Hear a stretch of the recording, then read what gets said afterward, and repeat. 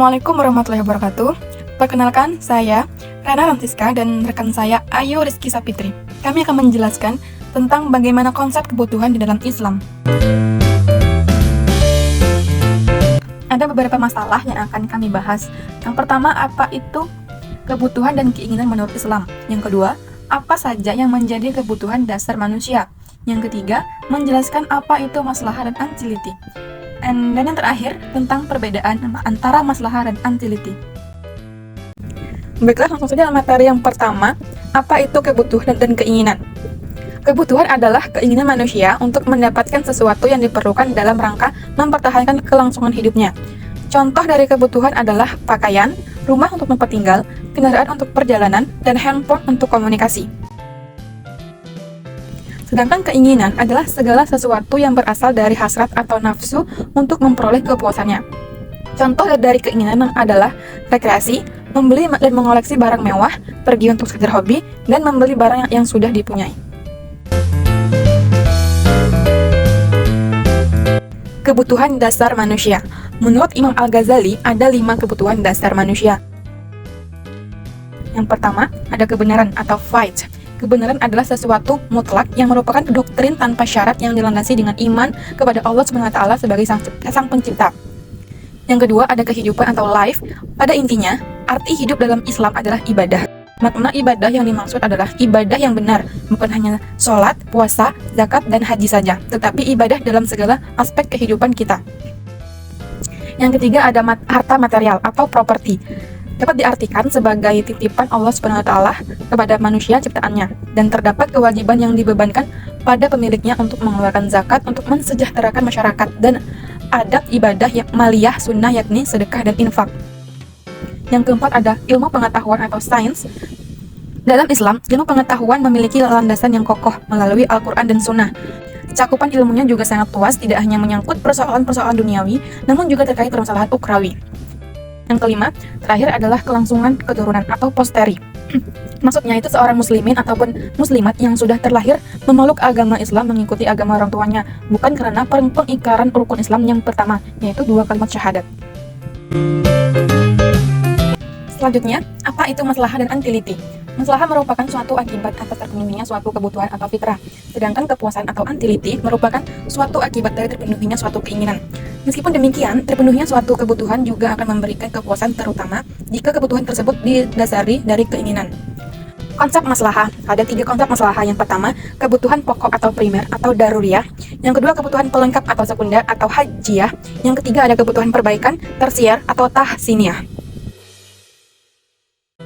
Pertama, daruriyah. Daruriyah adalah sesuatu yang wajib adanya yang menjadi pokok kebutuhan hidup untuk meningkatkan kemaslahatan manusia. Contohnya, pakaian, makanan, dan rumah.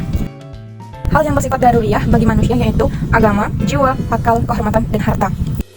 Kebutuhan daruriyat ini harus terpenuhi agar manusia dapat hidup dengan layak. Jika kebutuhan ini tidak terpenuhi, maka hidup manusia akan terancam baik di dunia maupun di akhirat. Kedua, hijayat. Hijayat adalah sesuatu yang diperlukan oleh manusia dengan maksud untuk membuat ringan, lapang, dan nyaman dalam menanggulangi kesulitan-kesulitan hidup. Tujuannya untuk menghilangkan kesulitan dan beban hidup serta memudahkan dalam menempuh kehidupan. Contoh dari kebutuhan hijayat yaitu handphone, mobil, dan motor. Apabila kebutuhan hijayat ini tidak terpenuhi, maka tidak akan mengancam keselamatan kehidupan umat manusia. Namun manusia tersebut akan mengalami kesulitan dalam melakukan suatu kegiatan.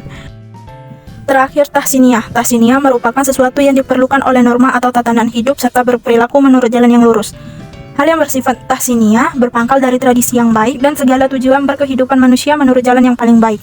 Contoh dari tahsiniyah yaitu mobil mewah, pakaian branded, kendaraan mewah, liburan ke luar negeri.